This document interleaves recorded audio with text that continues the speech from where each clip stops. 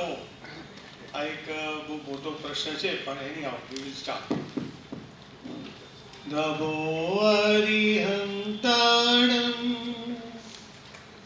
નમો સીતાણં નમો આયરિયાણં નમો વજ્રાયાણં નમો લોએ સવસાવણં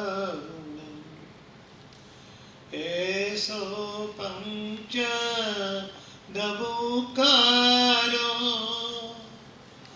સપ પાવપણસણો મંગલાણં ચ સવેસિં પરમં હવૈ મંગલં दुसत्किरीट साणाग्रो तेजिताग्री नखावली भगवान सुमति स्वामी तनोत्वपिमता निव सर्वरिष्ट प्रणाशाय सर्वभीष्टार्थदायिने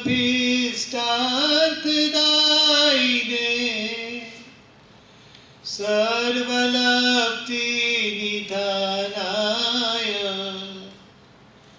गौतम स्वामिने नमः. ओंकार बिंदु संयुक्तं नित्यं ध्यायन्ति योगिनः कामदं मोक्षदं चैव ओंकाराय नमो नमः. આ બધા ઉપકારીઓને યાદ કર્યા વગર સરસ્વતીનો એક શબ્દ પણ બોલી ન શકાય. બટ ઘણું મોડું થયું હોવા છતાં દેવ ગુરુ ધર્મને યાદ કરીને હું શરૂ કરું છું. અનંત ઉપકારી ચરમ તીર્થપતિ શ્રવણ ભગવાન મહાવીર પરમાત્માના શાસનના પરમાર્થને પામેલા શાસ્ત્રકાર પરમર્ષિ કલિકાલ સર્વજ્ઞ હેમચંદ્રાચાર્ય કેવા મહાન માણસ હતા. એમણે યોગ શાસ્ત્રની અંદર માર્ગાનુસારીના 35 ગુણોનું વર્ણન કર્યું છે. આવા કલિકાલ સર્વજ્ઞે વર્ણન કર્યું હોય એ આપણે જોઈએ. આ 35 ગુણો છે ને એ પાયાનો ધર્મ છે. આ 35 ગુણો એ પાયાનો ધર્મ છે. આપણે શું છે કે બધી ઊંચી વાત કરીએ છીએ, પણ પહેલા પાયાના ધર્મનું શું? જો પાયાનો ધર્મ કરીશું તો આગળ જે કંઈ ધર્મ કરીશું એ દીપી ઉઠશે. સમ્યક દર્શન જોઈતું હોય તો પણ આ પાયાના ગુણો જોઈએ. આજે શું થઈ રહ્યું છે ભાઈ? ધર્મ વધી ગયો છે, બહુ જ ઉપરના લેવલનો ધર્મ થઈ રહ્યો છે, પણ પાયાના ઠેકાણા નથી. અને એટલે જ ધર્મ અત્યારે વગોવાય છે, એટલે જ આછી ઓછી સંખ્યા છે. ધર્મમાં પાયાના ગુણોની બહુ જ જરૂર છે. એ આ યોગ શાસ્ત્રમાં અમને સમજાયું છે કલિકાલ સર્વજ્ઞ હેમચંદ્રાચાર્ય.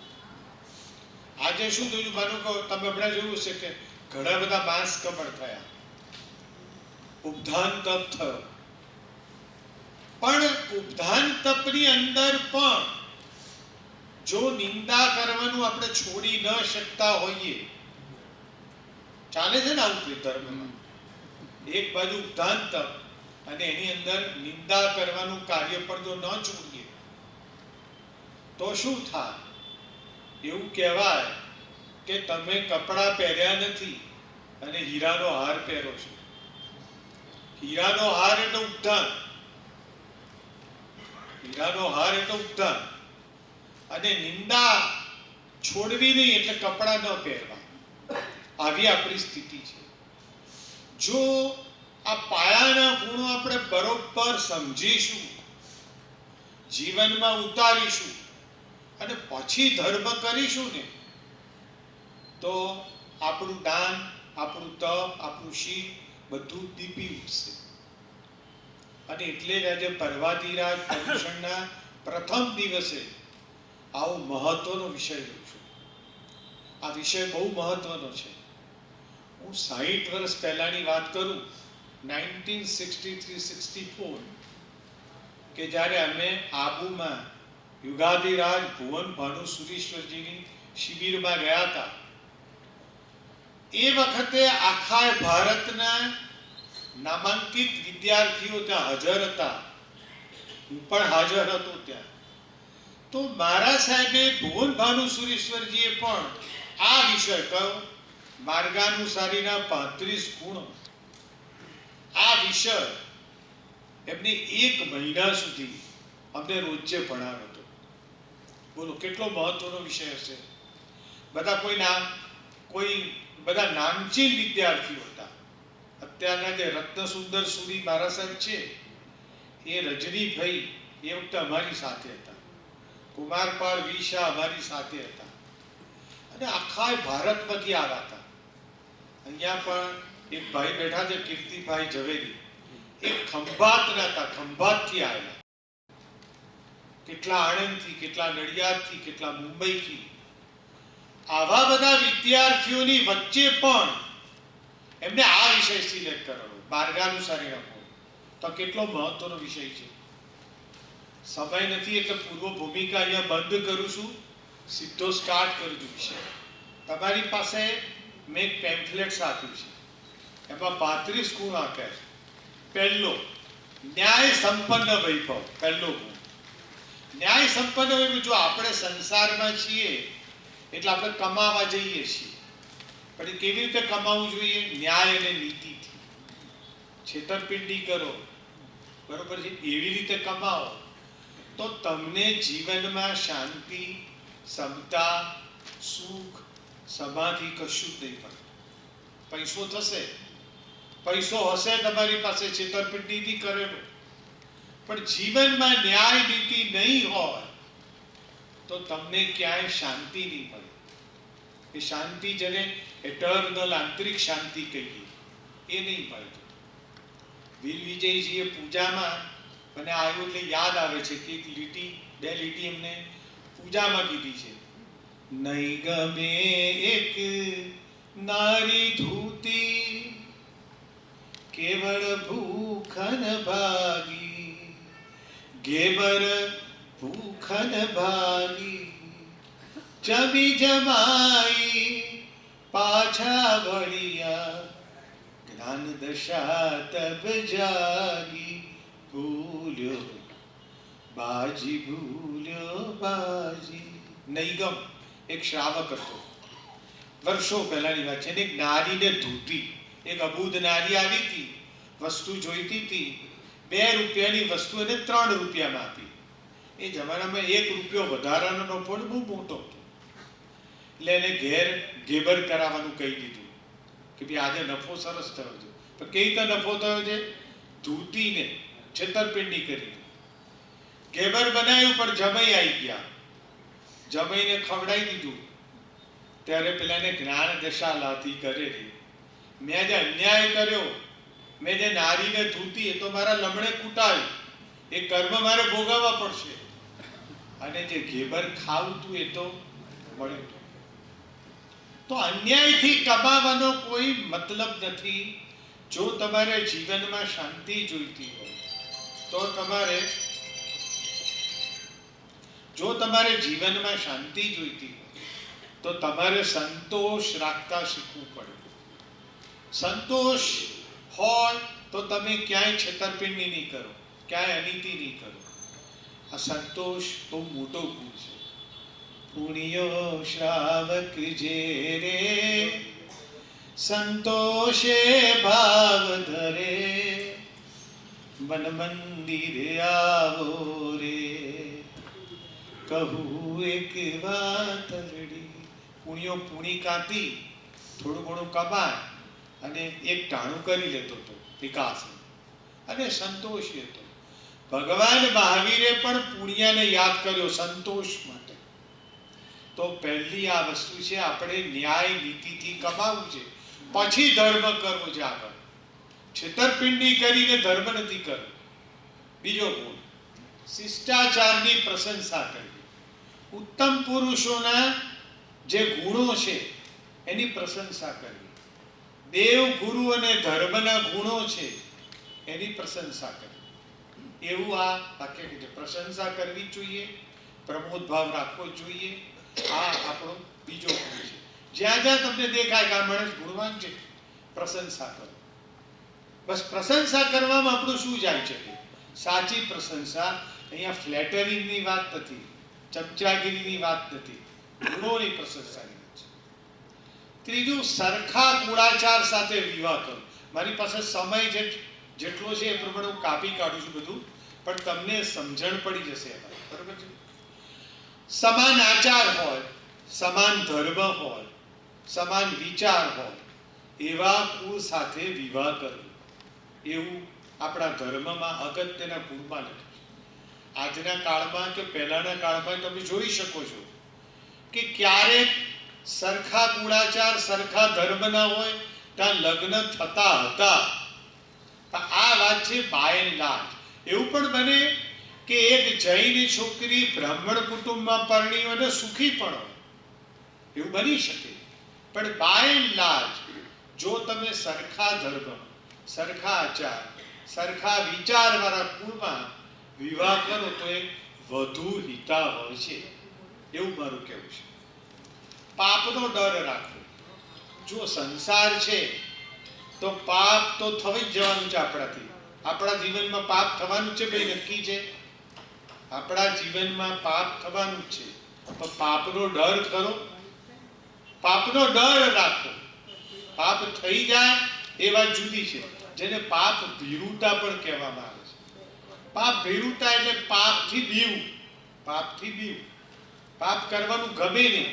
જો પાપ છૂટતું નથી આપણાથી, પણ એનો ડર હશે ને તો કોઈક દિવસ છૂટશે. એનો ડર હશે તો કોઈક દિવસ છૂટશે. પંચસૂત્રની અંદર પણ કીધું છે, પંચસૂત્રની અંદર બહુ સ્પષ્ટપણે કે પહેલા પાપનો નાશ કરો અને પછી ગુણનું બીજા દાગ કરો. આવું પંચસૂત્ર જેવા સૂત્રમાં કીધું છે. તો પાપનો ડર હંમેશા રાખો. પાપનો ડર હશે તો પાપમાં વિનાશ આવશે, પાપ ઓછા થશે. એટલે છેવટે આજે તો બધાને એવું છે સાપનો ડર છે પણ પાપનો ડર નથી. હવે જો પાપનો ડર નથી તો પછી એ પાપ જવાનું નથી. લોકોને ધર્મ કરવાનું કહીએ તો કરશે, પણ એમ કે કોઈ પાપ ના કરી શકે નહીં, એ મારાથી નહીં થાય. હું તારે એમ કહું કે ભાઈ ભગવાનના દર્શન કરવા જજે તો એ જશે, પણ એમ હું કોઈ દિવસ રાત્રિ ભોજન નહીં કરવાનું તો કે ના, એ નહીં થાય, એ હું કરીશ. એટલે પાપ છોડવું એ બહુ મહત્વની વાત છે. અને પાપ છોડશો તો ધર્મ સારો થશે. દેશના પ્રસિદ્ધ આચારોનું પાલન કરવું. દેશના પ્રસિદ્ધ આચાર એટલે ઉત્તમ પુરુષોએ જે માન્યતા આપી છે એવા જે ધર્મના રીત રિવાજો છે એનું પાલન કરવું, એવું એમનું કહેવું છે. એની સાથે સાથે કુળાચારનું પણ પાલન કરવું. કુળાચારનું પાલન એટલે શું ભાઈ? કુળના આચારોનું પાલન, કુળની પરંપરાનું પાલન. બોલો, એ પણ આપણને ગમે, કરવું જ જોઈએ.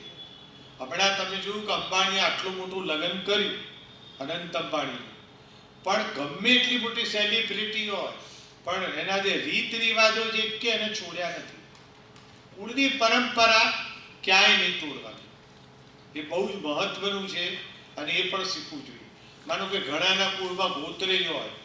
હવે આસો મહિનામાં હમણાં ગોત્રેજ આવશે તો એ ગોત્રેજ માંડવાની, એની પરંપરા મુજબ બધી વિધિ કરવાની.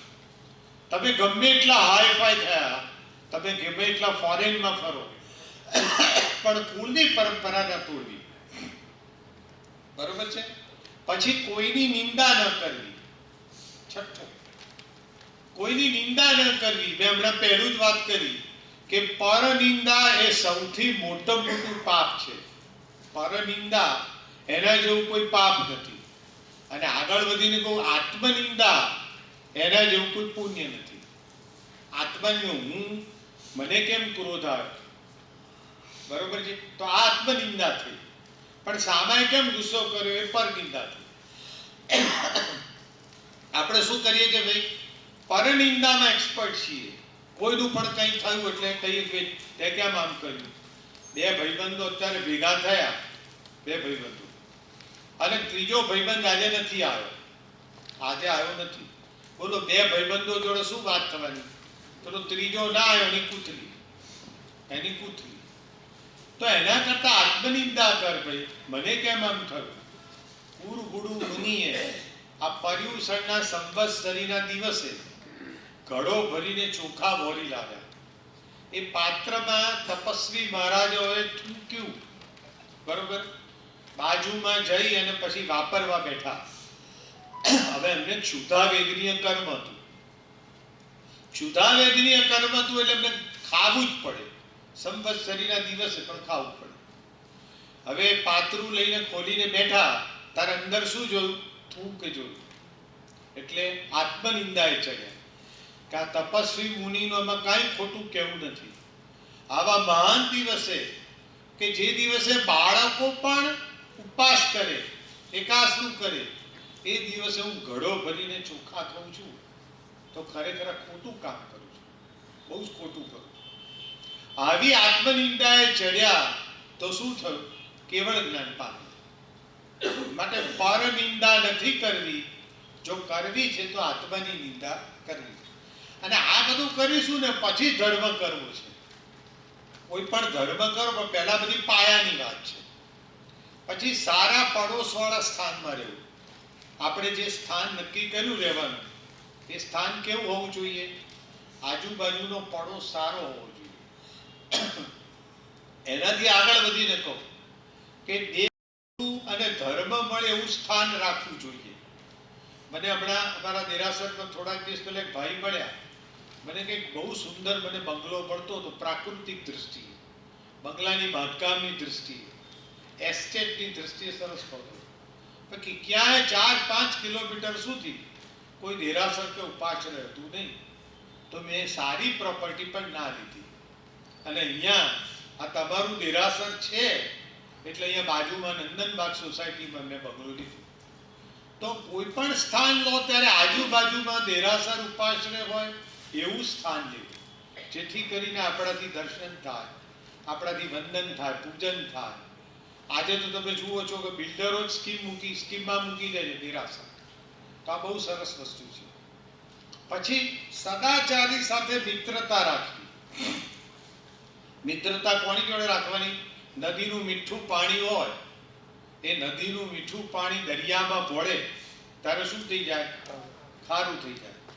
તો આપણે મિત્રતા કોની જોડે રાખવાની? જે સારા માણસ હોય, સજ્જન માણસો હોય એની સાથે. જો તમારો મિત્ર ધાર્મિક હશે તો તમને પણ ધર્મને માર્ગે લઈ જશે. તમારો મિત્ર ધાર્મિક હશે તો તમને પણ એ ધર્મના માર્ગે લઈ જશે. માટે હંમેશા સારા મિત્રો સાથે સોબત કરવી. પછી વાત છે માતા પિતા વડીલોની ભક્તિ કરવી. હવે માતા પિતા અને વડીલો એટલે તો આપણા ઉપકારી થયા.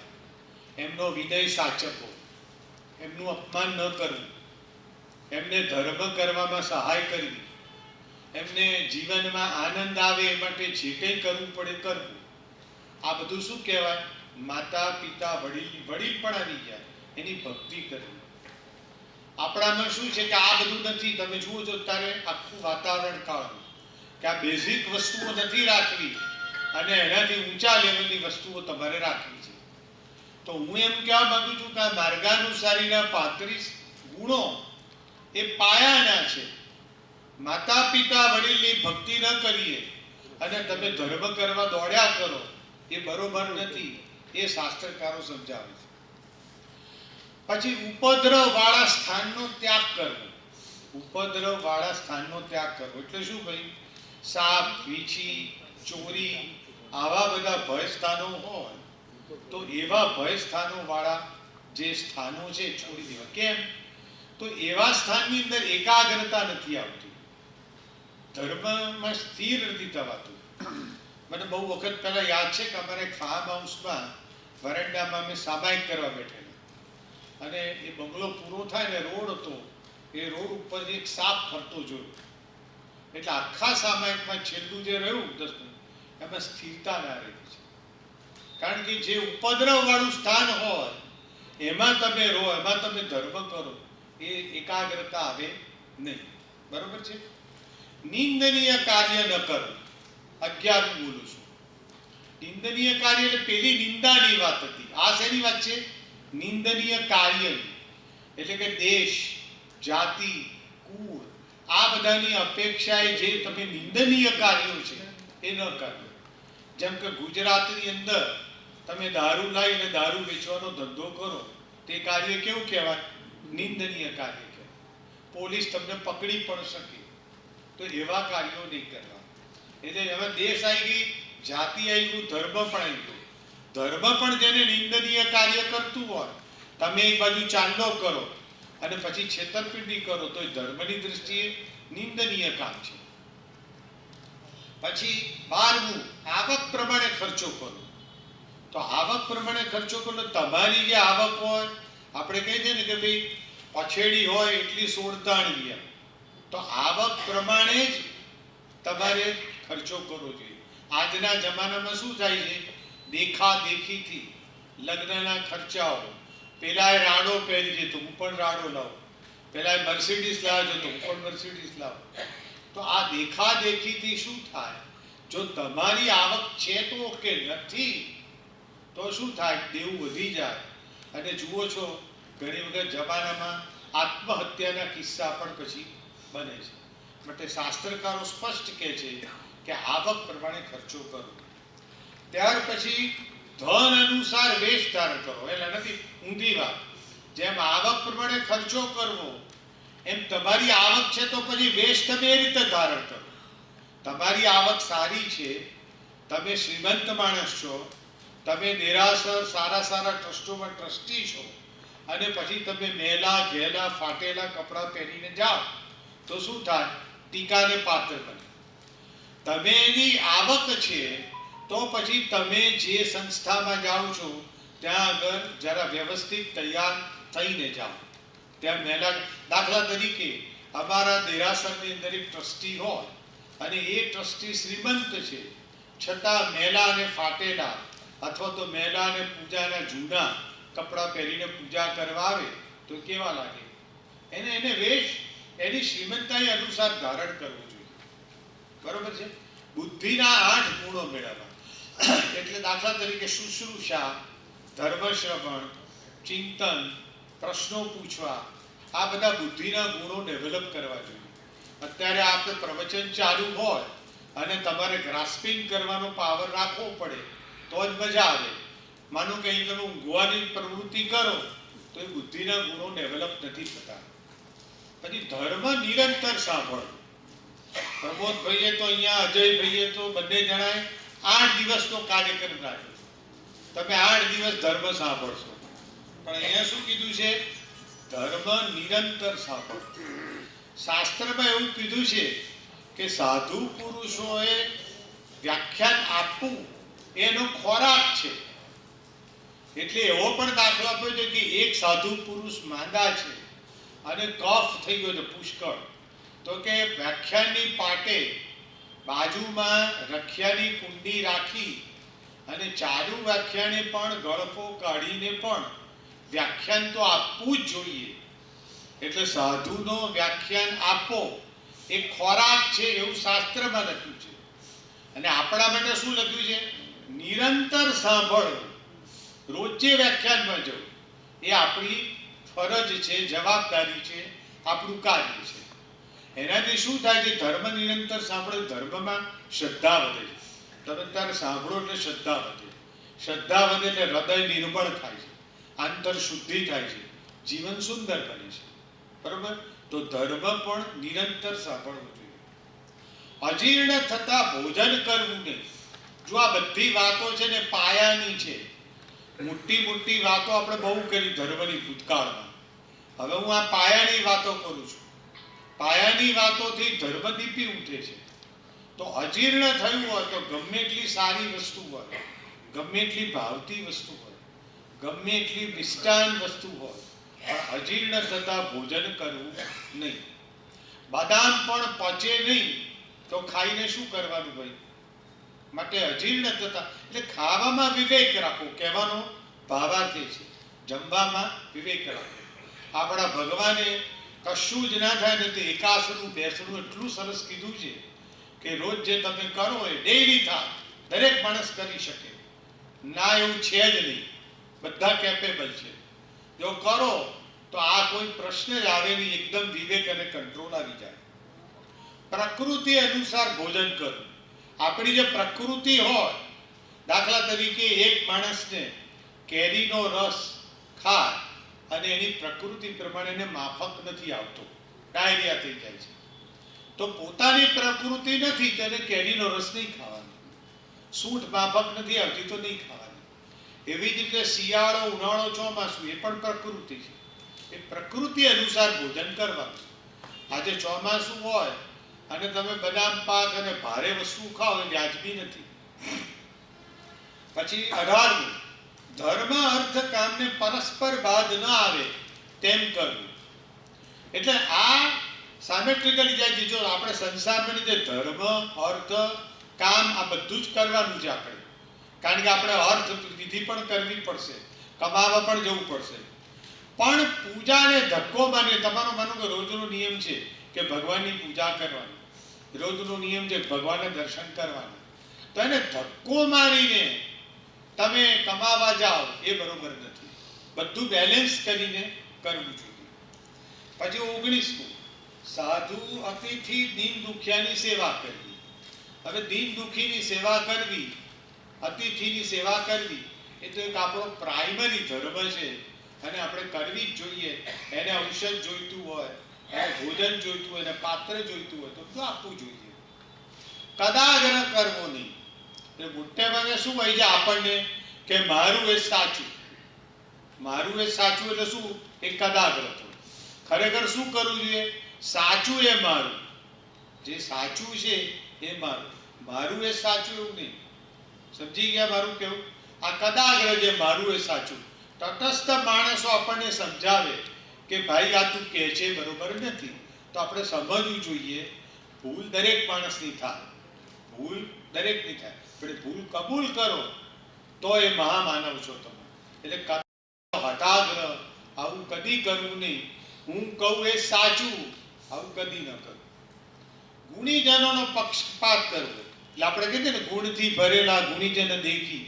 ગુણ જ્યાં જ્યાં દેખાય ત્યાં પરસ્પર એનો પ્રશંસા કરો.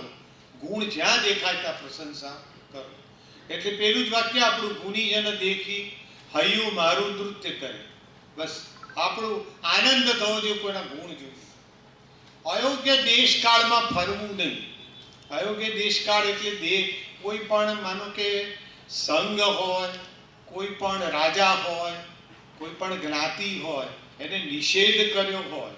ફરીથી બોલજો, રાજા, સંઘ કે જ્ઞાતિ એને નિષેધ કર્યો હોય એવા દેશકાળમાં ફરવું નહીં. જેમ કે રાજાએ કીધું હોય અથવા આપણી જ્ઞાતિએ કીધું હોય, બરોબર, કે ભાઈ વેશ્યાગૃહ હોય, પ્રોસ્ટિટ્યુશન, ત્યાં તમારે જવું નહીં, તો એ જગ્યાએ ફરવા જવું જોઈએ નહીં. પછી પોતાની શક્તિનો વિચાર કરીને કાર્ય કરવું. હવે પોતાની શક્તિ, દાખલા તરીકે પોતાનું ધન બળ, પોતાનું મેગા બળ, બરોબર છે, આ પોતાનું બળ જેને વાત કરું છું, પોતાની જે શક્તિ હોય, પોતાનું આત્મબળ, એ જે બળ હોય એ જોઈને કાર્ય કરવું જોઈએ. એ જોઈને કાર્ય કરવું એટલે શું અર્થ? એ સંજોગો પ્રમાણે કાર્ય કરવું જોઈએ. તમે એનાથી આગળ વધીને જાઓ તો તમને નુકસાન થાય. પછી 24મું, વ્રતધારી જ્ઞાની પુરુષોની સેવા કરવી. જો જેટલા સાધુ સંતો છે, જેટલા વ્રતધારી છે, એ બધા જ્ઞાની પુરુષોની આપણે સેવા કરવી જોઈએ. એને સેવા એટલે એને ઔષધ જોઈતું હોય, ભોજન જોઈતું હોય, પાત્ર જોઈતું હોય, એ બધું લાવી આપવું પડે. આ વૈયાવજ એ જૈન ધર્મમાં બહુ મોટો ગુણ છે. અપ્રતિપાતી ગુણ છે અને આ બેઝિક આપણામાં હોવો જ જોઈએ. પછી પોષણ 25 પોષણ કરવા લાયકનું પોષણ કરવું. એટલે તમે ઘરમાં વડીલ છો, તમારા માતા પિતા, તમારો દીકરો દીકરી, તમારા ભાઈ બહેન, તમારો નોકર ચાકર, તમારા પશુ પક્ષી પાળેલા, આ બધાનું તમારે પાલન કરવું જોઈએ. તમારા દીકરાના જે બેઝિક જરૂરિયાત હોય તમે પૂરી ન પાડો, તમે પાલન ન કરો, તો એ તમે તમારી જવાબદારીમાંથી છૂટા થયા છો અને એ બજારમાં નિંદનીય છે. તમે ટીકાને પાત્ર બનો છો. તમે ઘરના વડીલ છો તો જેનું પોષણ કરવા જેવું હોય એનું પોષણ આપણે કરવું જ જોઈએ. દીર્ઘદ્રષ્ટિ બનો. એટલે કોઈ પણ કામ શરૂ કરો પહેલાનો એક્શન પ્લાન વિચારો કે ભાઈ આ કામ મારાથી થઈ શકશે, કરવા જેવું છે, તો એ પ્રમાણે વિચારીને પછી કરવું જોઈએ. જે માણસો દીર્ઘદ્રષ્ટિ વાળા છે, જે માણસો વ્યવસ્થિત વિચારીને કામ કરે છે, એ માણસો હંમેશા પોતાનું કાર્ય પૂરું કરી શકે છે અને બજારમાં એનું નામ બોલાય છે. સારા ખોટાના જાણકાર બનો. 27 સારા ખોટાના જાણકાર બનો. એટલે શું ભાઈ, દાખલા તરીકે ગાયનું દૂધ છે, ભેંસનું દૂધ છે, બકરીનું દૂધ છે, દૂધ તો એક જ છે પણ બધા જુદા જુદા છે. એના ગુણદોષના જાણકાર કરવું કે ભાઈ ગાયના દૂધનો શું ગુણ છે, તો કે પચવામાં સહેલું છે. હવે સારા ખોટાના જાણકાર હો તો તમને ફાયદો થાય, તમે એ પ્રમાણે કાર્ય કરી શકો. માટે સારા ખોટાના જાણકાર બનો. પછી ઉપકારો જાણીને કૃતજ્ઞ બનવું. 28 ઉપકારો જાણી અને કૃતજ્ઞ બનવું. એટલે કોઈએ આપણા ઉપર ઉપકાર કર્યો હોય તો ઉપકાર યાદ રાખો. કોઈએ આપણા ઉપર ઉપકાર કર્યો હોય તો યાદ રાખો અને ભવિષ્યમાં એને આપણે સહાયરૂપ થવું. એટલે કૃતજ્ઞ બનવું. એનો મિનિંગ એવો થયો. આપણા શાસ્ત્રોમાં તો લખ્યું છે અપકારી ઉપર પણ ઉપકાર કરો. અપકારી ઉપર પણ ઉપકાર કરો એવું શાસ્ત્રમાં લખ્યું છે. આજે શ્રીપાળ મહારાજાએ ધવલને મોકા પર મદદ કરી છે. એ અપકારી હતું તો પણ તો આપણે ઉપકારી ઉપર તો આપણે કૃતજ્ઞ બનવું જ જોઈએ. લોકપ્રિય બનો. એ તમે વિનયી બનો, તમે ક્ષમાશીલ બનો, તમે પરોપકારી બનો. આ બધા ગુણો તમે ડેવલપ કરો તો તમે હંમેશા લોકપ્રિય બનો છો. તમે બજારમાં લોકોના કામ કરો તો હંમેશા લોકપ્રિય બનો છો. લજ્જાવાળા બનો. આ લજ્જાવાળા બનવું એ પણ ગુણ છે. લજ્જાવાળા એટલે શું ભાઈ? શરમાળ, શરમ રાખવી. આજે ઘણા શરમ જ ના રાખે. હું તમને એક દાખલો આપું કે અમે એક સાધુ મહારાજ હતા, એ ભરવા જઈ રહ્યા હતા અને એમને ઓળખીતો માણસ આમ દૂર ઉભેલો દેખાયો. હવે સિગરેટ પીતો હતો. જેવા એને સાધુને જોયા એટલે એકદમ હાથ આમ પાછળ કરી દીધો. એને પાછળ કરી દીધો. હવે હાથ પાછળ કરી દીધો એટલે સાધુની નજર પડી એટલે એની સાથે જે ચેલો હતો એને કીધું કે જો આ માણસ ભલે સિગરેટ પીએ છે પણ એનામાં લજ્જા છે, શરમ છે, સાધુને જોઈને એના હાથ ગોપવી દીધો, છુપાઈ દીધો, તો કે એક દિવસ પણ એ સુધરશે, ગમે ત્યારે સુધરશે. લજ્જાવાળો હશે તેનામાં મર્યાદા હશે, મર્યાદા હશે તો નીતિ હશે. માટે હંમેશા શરમ એટલે નફટ ન બનવું. કહેવાનો ભાવાર્થ લજ્જાવાળા એટલે શરમાળ. તમને ખબર પડી કે શરમ હોવી જોઈએ તો આ પણ એક મોટો ગુણ છે. તમે શરમવાળા હશો તો ક્યારેક પણ સુધરી શકશો. જો તમે શરમ નેવે મૂકી દીધી તો નહીં સુધરી શકો. બરોબર છે? દયાળુ બનવું. દયા તો ધર્મનું મૂળ છે. દયા ધર્મ કા મૂળ હૈ. એટલે એ તો આપણે દયાળુ તો બનવું જ જોઈએ, પરોપકારી બનવું જ જોઈએ, કોઈને પણ મદદમાં આપવું જ જોઈએ. આજે કોઈ માણસને રસ્તો ક્રોસ કરવો છે તો પણ તમે કરાવી શકો. તો આવા દયાળુ તો હોવા જ જોઈએ. શાંત સ્વભાવવાળા બનવું. કોઈએ આપણું અપમાન કર્યું તો આપણે શું કરવાનું? એકદમ ગુસ્સે થઈ જવાનું? ના, એકદમ શાંત સ્વભાવવાળા થઈ જવાનું. તો શું થશે એનાથી ભાઈ? કે કદાચ સામા માણસને થશે કે આ મારી ભૂલ થઈ ગઈ, મેં સામાનું અપમાન ખોટું કર્યું, અને એને કારણે શું થશે ભાઈ? એને કારણે કોઈક દિવસ પણ એ પણ સુધરશે અને આપણા જીવનમાં શાંતિ મળશે. તો બને ત્યાં સુધી શાંત સ્વભાવવાળા રહેવું. પરોપકાર કરવામાં તત્પર રહેવું. મેં હમણાં જ કીધું કે જે માણસ પરોપકાર કરે છે એ લોકપ્રિય બને છે. હવે તમે સમજી શકો છો, પરોપકાર કહો, પરમાર્થી કહો, કોઈના કામ કરવા કહો, અને નિસ્વાર્થ ભાવે, સ્વાર્થથી કરો તો બરોબર છે, પણ નિસ્વાર્થ ભાવે જો તમે પરોપકાર કરો તો ખરેખર આપણે એના કારણે આપણું જીવન સુધરે છે, આપણું જીવન સુંદર બને છે. કામ 34મું, કામ ક્રોધાદી શત્રુઓને જીતવા. એટલે કામ, ક્રોધ, લોભ, માન, મદ અને હર્ષ, આ બધા આપણા શું છે? આપણા આંતર શત્રુઓ છે. એના ઉપર જીતવાનો પ્રયત્ન કરો. મારું એક પુસ્તક છે, મનને શાંત કરો, મેં લખેલું હતું. અમેરિકામાં એની 1000 નકલ ગયેલી. તો આની અંદર આ જ લખ્યું છે કે આ બધી વસ્તુઓ આપણું મન અશાંત કરે છે. માટે મનને શાંત કરવું હોય તો આંતર શત્રુને જીતી જાઓ.